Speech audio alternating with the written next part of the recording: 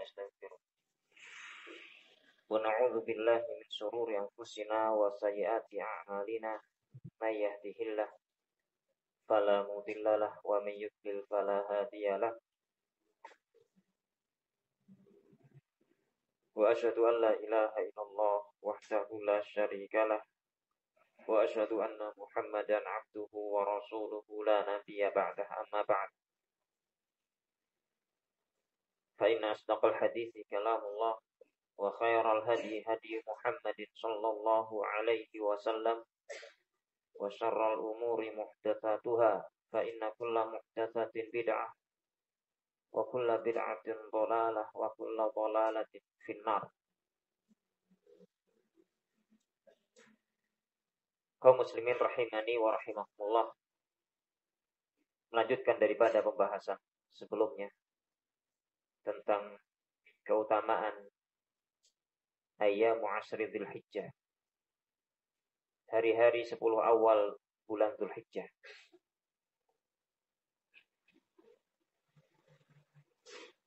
Apa saja yang disunahkan,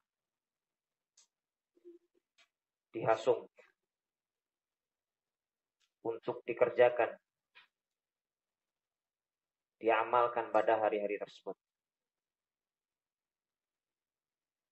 Setelah kita mengetahui akan begitu sangat besar keutamaan daripada amalan-amalan yang dilaksanakan di 10 hari pertama bulan Dzulhijjah, bahkan dinyatakan oleh Rasul SAW tidak ada amalan yang lebih agung dan lebih dicintai oleh Allah dibandingkan amalan-amalan yang dikerjakan pada hari-hari tersebut.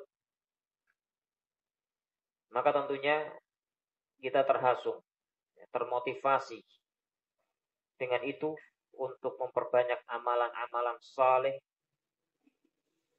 di hari-hari tersebut. Maka tentunya yang merupakan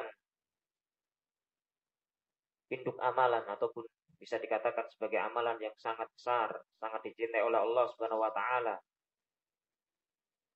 Amalan yang kewajibannya langsung disampaikan oleh Allah kepada Rasulnya tanpa melalui perantara, yakni as-shalah. Di mana salat ini merupakan tiangnya agama. Maka orang-orang yang melaksanakannya dan menjaganya, rukun syarat dan kewajiban-kewajibannya, serta menyempurnakannya dengan sunnah-sunnahnya, dia telah menegakkan agama. Dan orang yang meninggalkannya, dia telah meruntuhkan agama. Apabila demikian, nilai daripada sholat di luar daripada hari-hari keutamaan ini, hari-hari awal Dzulhijjah, maka tentunya dilaksanakan di hari-hari awal Dzulhijjah merupakan suatu yang sangat besar nilainya. Maka sepantasnya pada kita, dengan sesuai dengan kemampuan masing-masing tentunya, sepantasnya bagi kita untuk memperbanyak sholat-sholat sunnah padanya setelah melaksanakan dengan sempurna kewajiban-kewajiban daripada sholat maktubah, sholat 5 waktu. Untuk pelaksanaan sholat 5 waktu pun tentunya kita istimewakan di hari-hari tersebut. Kalau sebelumnya kita sering terlambat datangnya, terkhusus bagi jamaah pria, ya, yang mereka diperintahkan untuk sholat berjamaah di masjid.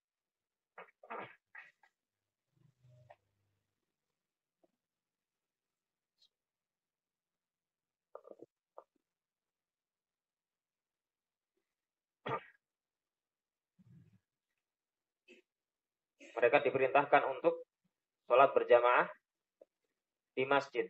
Maka terkhusus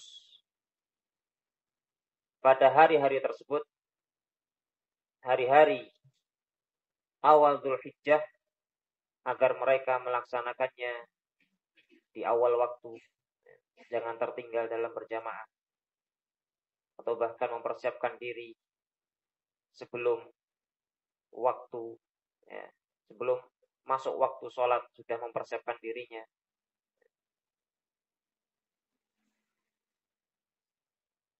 Kemudian menyempurnakannya dengan berbagai macam amalan-amalan sunnah sebelumnya. Memperbanyak langkah-langkah kaki padanya. Karena setiap langkah kaki kita itu ternilai pahala, mengangkat derajat, dan juga menghapuskan dosa-dosa. Maka dilaksanakannya amalan tersebut di awal-awal Dzulhijjah tentu akan memiliki nilai yang sangat istimewa.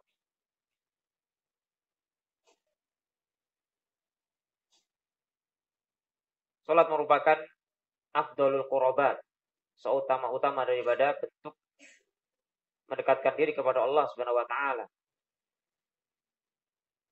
Di saat ada seseorang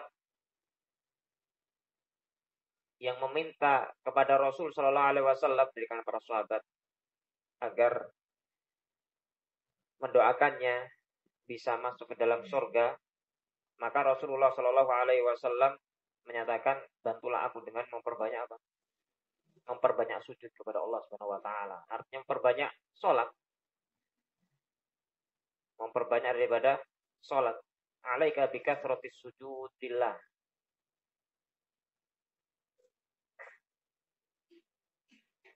Dan Rasul sallallahu alaihi wasallam menyatakan, fa innaka la tasjud sajdah illa rafa'aka ilaihi biha darajah wa khutta anka biha khati'ah. Sungguhnya engkau tidaklah engkau sujud satu sujud kepada Allah Subhanahu wa taala, melainkan Allah akan mengangkat dirimu dengan itu satu derajat. Satu sujud terangkat satu derajat dan terhapuskan darimu satu dosa. Sehingga memperbanyak sujud di sini maksudnya adalah memperbanyak sholat, memperbanyak rakaat, sholat-sholat sunnah. Setiap sujud-sujud kita ini akan sangat tinggi nilai pahalanya.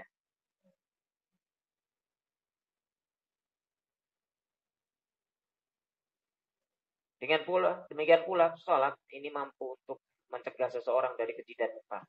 Sebagaimana ayat di dalam Al-Quran. Inna sholata tanha 'anil fahsya'i wal munkar.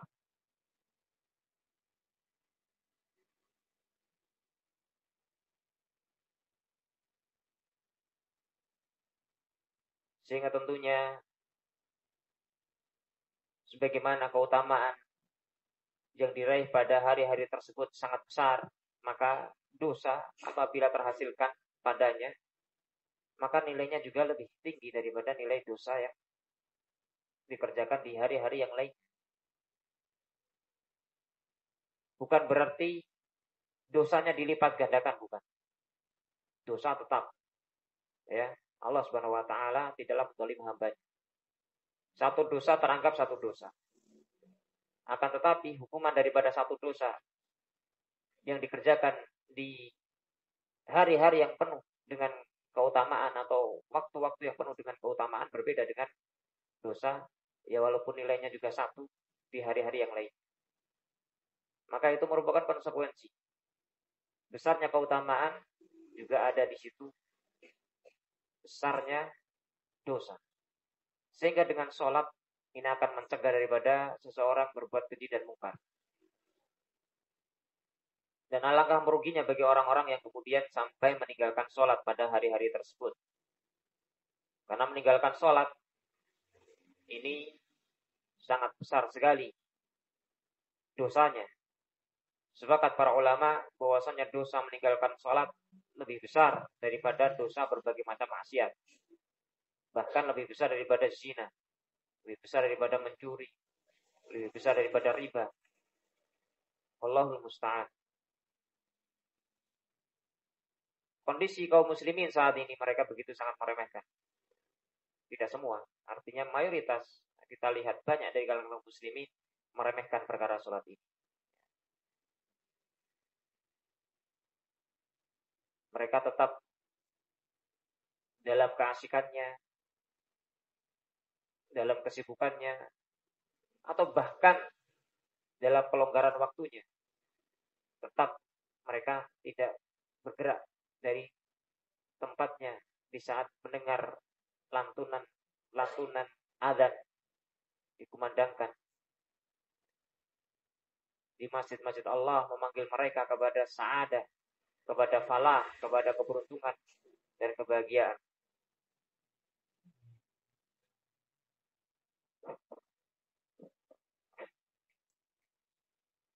Kemudian amalan yang berikutnya dihasung untuk kita perbanyak padanya adalah asyam, puasa. Karena puasa juga merupakan seutama-utama amalan saleh.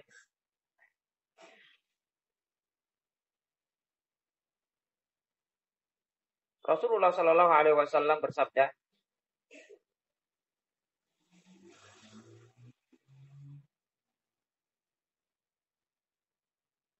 bahwa bahwasanya puasa itu merupakan ibadah yang sangat mulia, sangat agung,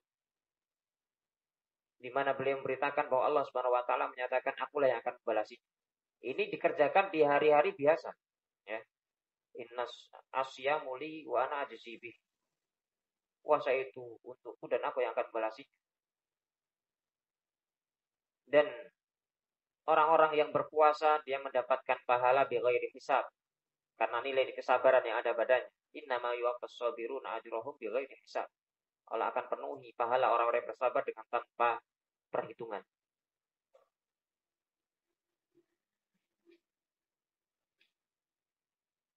Dan terkhusus pada hari-hari ini Rasulullah Shallallahu Alaihi Wasallam berpuasa selama 9 hari penuh, dari tanggal 1 sampai tanggal 9.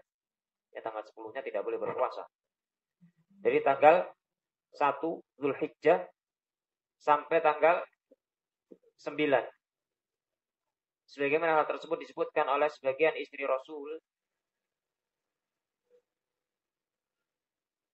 Sebagian istri Rasul menyatakan, karena Rasulullah Shallallahu Alaihi Wasallam yasumu tis'a Dzulhijjah. Adalah Rasulullah SAW dahulu beliau puasa 9 hari di awal bulan Dzulhijjah.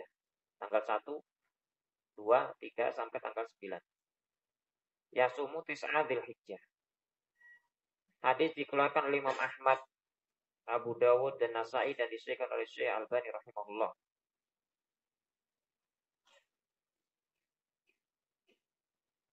Jadi bagi kita kaum muslimin rahimani wa rahimakumullah, yang menjadikan Rasul Shallallahu Alaihi Wasallam sebagai teladan, sepantasnya memiliki semangat dan hirs, ya, kesungguhan menjalankan daripada keutamaan ini. Puasa dari tanggal 1 sampai tanggal 9. Dan hukum daripada puasa ini adalah mustahab. Mustahab istihbaban syadidan, sebagaimana disebutkan oleh An-Nawawi rahimahullah. Innahu mustahabun istihbaban syadidan. Demikian ucapan An-Nawawi. Sungguhnya puasa di hari-hari tersebut mustahab dengan sangat ditekankan sekali.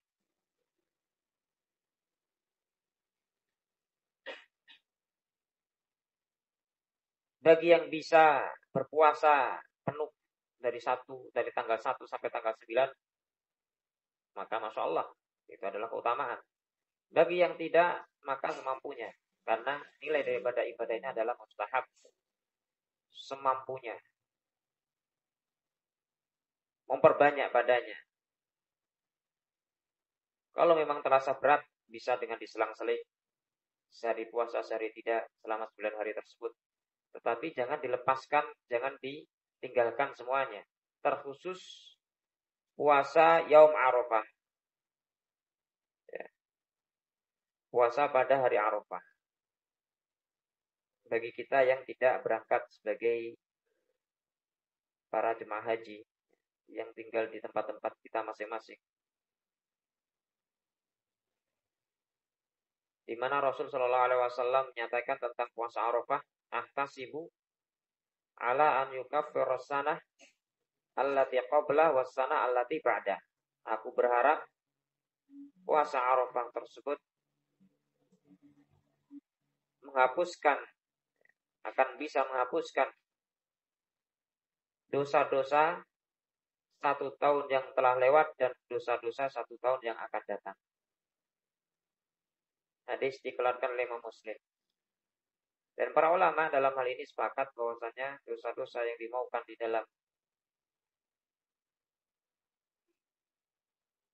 hadis-hadis seperti ini dan yang semisalnya adalah dosa-dosa kecil.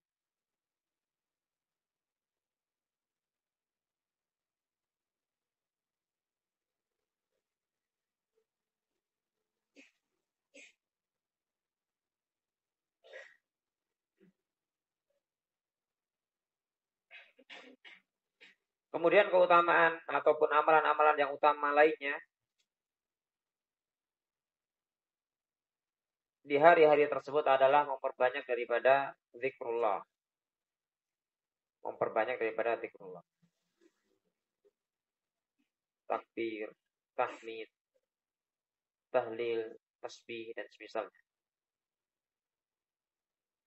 Sebagaimana dalam hadis Ibnu Umar yang telah lewat. Fa'aktiru fihinna minat tahlil wa takbir wa tahmid. Perbanyak padanya tahlil, takbir dan tahmid.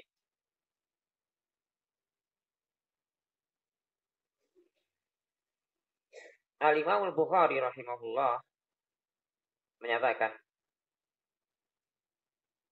Kana Ibnu Umar wa Abu Hurairah radhiyallahu ta'ala anhuma yakhrujani ila suq fi ayyamil asr yukabbiran wa yukabbirun nas bitakbirihima.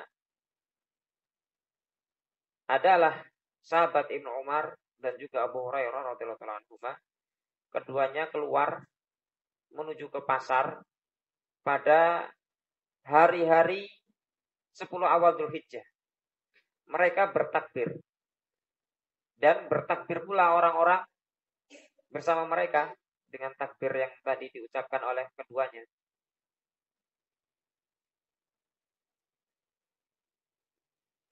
Ibnu Umar dan Abu Hurairah menjadi pelopornya, mengingatkan bahwasannya hari-hari tersebut adalah hari-hari yang penuh dengan keutamaan. Yang zahir tentunya ini adalah dengan jahar, ya, dengan jahar. Hanya ini amalan yang sudah ditinggalkan oleh kaum muslimin pada saat ini di banyak tempat. Jangankan di tempat-tempat awam, di markis-markis ilmu hal ini pun juga telah ditinggalkan. Di hari-hari awal Dzulhijjah, takbir. Ini disebut dengan takbir mutlak. Ya, takbir mutlak, ya, ini takbir dimulai dari semenjak tanggal 1 Dzulhijjah sampai 10 Dzulhijjah. Terus menerus dilaksanakan, ya, tidak terkait dengan waktu-waktu sholat. Intinya adalah memperbanyaknya.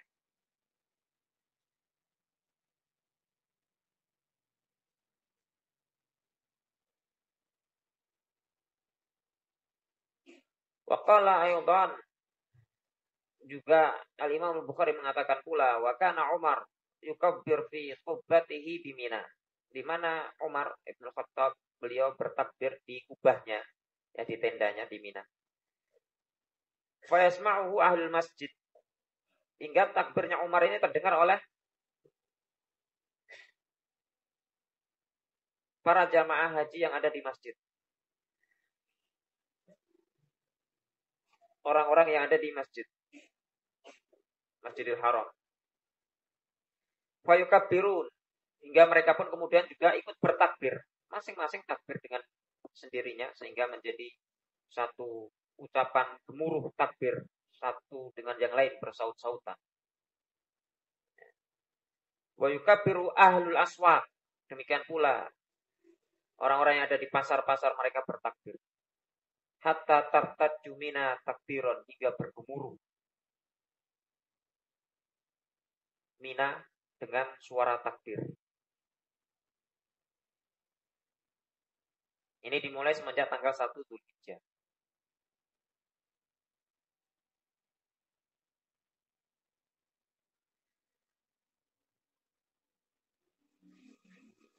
Dan kebiasaan daripada Ibnu Umar radhiyallahu anhu, beliau bertakbir pada hari-hari tersebut di Mina, ya, bertakbir secara mutlak, baik setelah sholat ataupun ya di waktu-waktu selainnya. Di saat beliau berada di tendanya, di tempat peristirahatannya, ataupun berada di tempat tidurnya, ataupun berada di tempat majelisnya, ataupun di saat beliau berjalan. Pada hari-hari tersebut semuanya.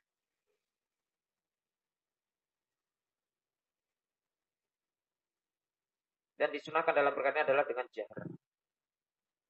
Dengan jahar.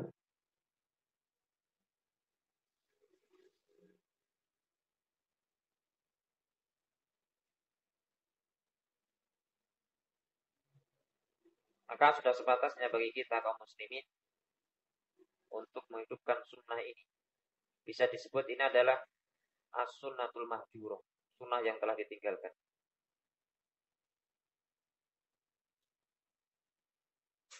Tidak hanya ditinggalkan, bahkan dilupakan. Kalau ditinggalkan masih diketahui hukumnya, kemudian tidak dilaksanakan, ini ditinggalkan. Bahkan mayoritas kaum muslimin mungkin tidak mengetahuinya. Sesuatu yang telah terlupakan. Wallahul musta'an.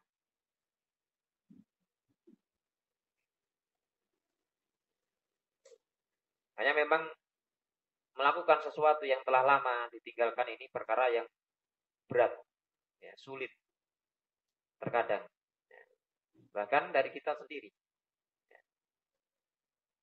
Untuk memulai dari perkara yang sudah lama mati ini berat. Sehingga pahalanya pun besar kalau seandainya kemudian seorang mampu menghidupkan.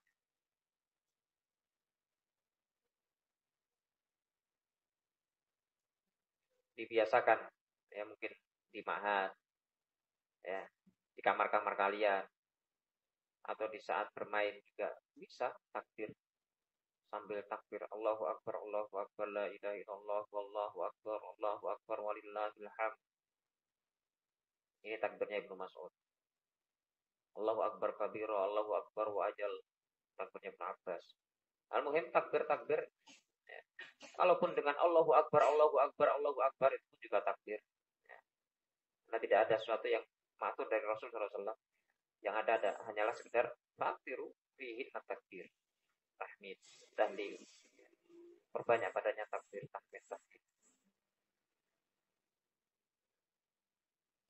Sehingga makna-makna yang di situ terkandung makna pengagungan dan membesarkan Allah, mengagungkan Allah bisa dilafadzkan padanya. Tentu lafaz-lafaz daripada apa yang kita dapati dari salaf itu lebih utama untuk kita lakukan, kita ucapkan dibandingkan kita membuat lafaz-lafaz tersendiri dalam perkara-perkara seperti ini. Terkhusus dalam masalah ibadah.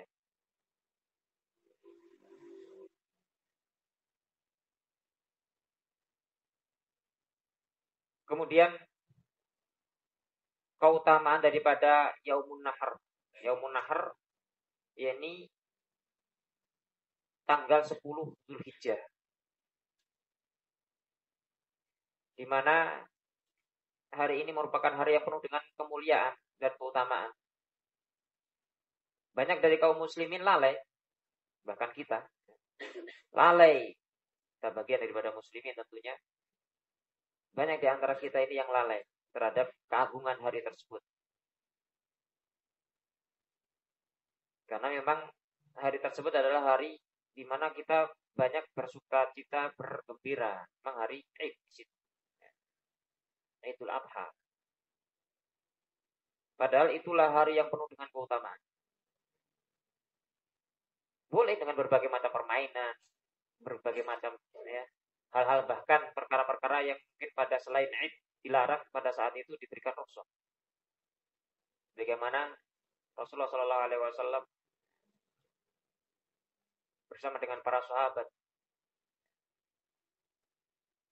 ada waktu-waktu tersebut ya, anak-anak kecil bernyanyi-nyanyi di situ.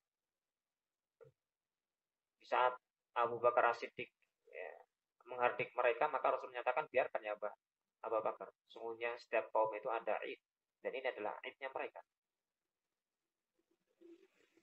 Demikian pula beliau mengatakan bahwasannya supaya orang-orang Yahudi mereka mengetahui bahwasannya pada agama kita ini juga ada kelonggaran.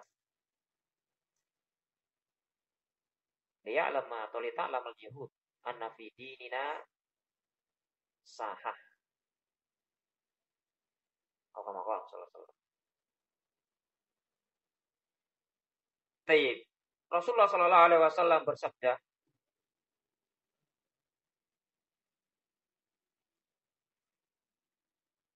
"Inna a'dhamal ayyam 'indallah yaumun nahr."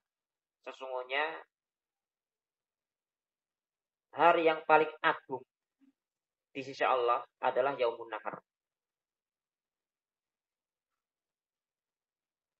Karenanya Ibnu Qayyim rahimahullahu taala menyatakan, "Khairul ayyam 'indallah yaumun nahr. Wa huwa yaumul hajjil akbar."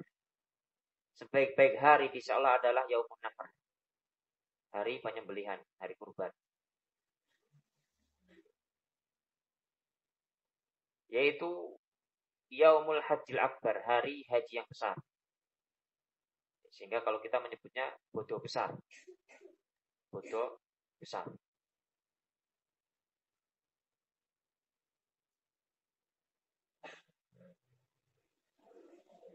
Kama fi sunan Abi Dawud anhu, sebagaimana di dalam sunan Abu Dawud darinya sallallahu alaihi wasallam, inna a'dhamal ayyami 'indallahi yaumun nahar. Sesungguhnya hari-hari yang paling agung insyaallah adalah hari An-Nahar. Yaumun Nahar tanggal 10 Dzulhijjah. Tsumma yaumul qir, kemudian hari yang disebut dengan yaumul qir. Yakni hari di mana para jamaah haji mereka istiqrar, yakni menetap di Mina. Yaitu pada tanggal 11 Dzulhijjah.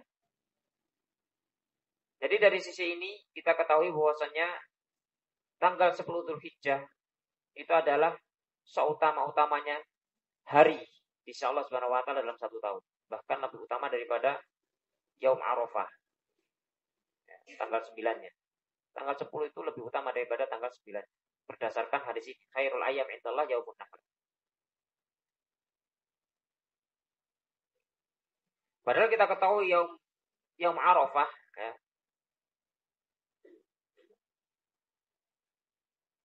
memiliki sekian banyak keutamaan-keutamaan.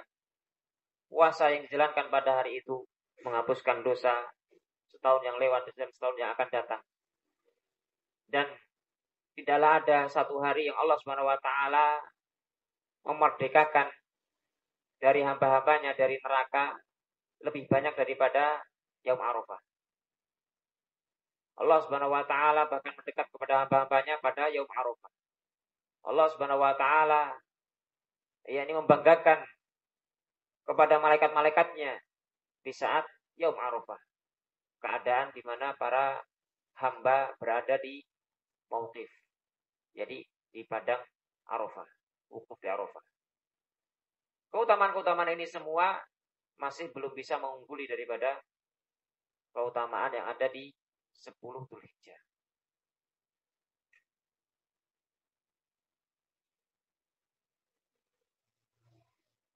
Maka sepantasnya bagi kita untuk tetap jangan kemudian menghabiskan waktu-waktu tersebut pada tanggal 10 Dzulhijjah tadi ya, hanya semata-mata untuk bersenang-senang. Hanya semata-mata yang mengisi sebagai hari Id. Kemudian segala macam kesibukan kita hanya dalam perkara yang mubah. Sepantasnya untuk tetap ada hirs di situ, zikrullah dan sebagainya. Terutama zikrullah ini, amalan yang sangat mudah, sangat ringan, bisa dikerjakan dalam keadaan kita sedang bersenang-senang ataupun sedang bermain-main, sedang melaksanakan perbuatan-perbuatan yang mubah.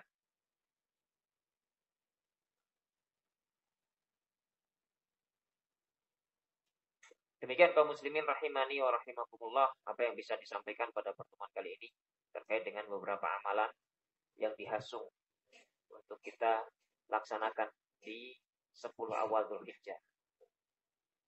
Dan pada pertemuan berikutnya kita akan bahas tentang hukum-hukum terkait dengan Idul Adha al-Mubarak. Wallahu ta'ala a'lam bishawab. Naktafi lahuna wa sallallahu ala Muhammadin wa ala alihi wa sahbihi ajma'in. Subhanakallahumma wa bihamdika asyhadu an la ilaha illa anta astaghfiruka wa atubu ilaik. Assalamualaikum warahmatullahi wabarakatuh.